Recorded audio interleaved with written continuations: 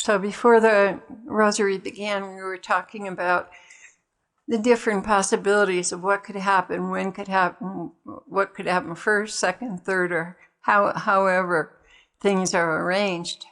And she began by saying, you remember that I told you there would be many surprises. Things are yet hanging in balance. She continued, there have been many plans with many recourses, and all have been on the table for Ukraine, Russia, the US, and NATO. You will be surprised how the Father's will has taken this time over. This is for certain in these fluctuating plans, and that is your faithfulness in prayer is having a real impact on events, which are chosen and which ones are abandoned. My children, do not focus so much on prophecy and who said what. That is not as important as your prayers for mercy. This is the crowning glory of our Father. His mercy endureth forever.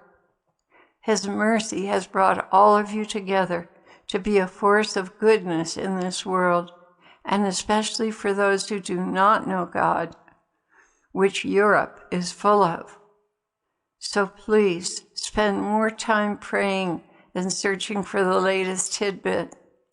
There is no reward in gathering information except possibly for your egos, which will cancel out the good you have done. And I feel that sometimes too, when I'm looking for more. What do you want to know about more? What's the deal with that? And I think to myself, the pride, finding out this and finding out that. And we're curious because we're insecure. We're always insecure as what's going to happen next. Okay. Okay, so please spend more time praying than searching for the latest tidbit. There is no reward for gathering information. Okay. It is so much more important that your prayers continue to go out to influence a better outcome. Trust Him, back Him up with prayer. If only you could see what the world looks like when all the souls who know God stand up and unite to be a force for the good, you would understand the vital importance of your roles.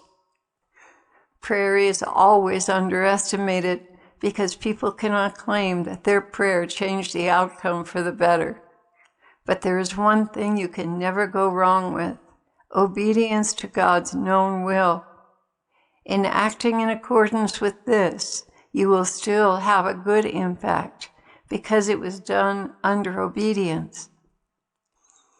Behold the abject poverty of your Lord in the manger, and look upon what He in His poverty accomplished on this earth. This alone should tell you to trust blindly in His directives. Do not question, rather move quickly to execute the littlest of them, knowing full well that they are perfect because they proceed from God. And I told her, Blessed Mother, please give me a hand here. I feel so weak. And she said, and yet He has told you that in your weakened state, He accomplishes much. In other words, Claire, your weakness is no block to His will. It shall be executed in spite of your fatigue. Do not fret, beloved. Do what you can and leave the rest to God. This will be a pleasing sacrifice to Him, and especially sing your song to Him. This does wonders for His holy heart. I picked up a song last night that I had written a long time ago and started working on it. Very sweet song. You are so wonderful, Jesus. It's very, very precious. Okay, well, that's it for the message.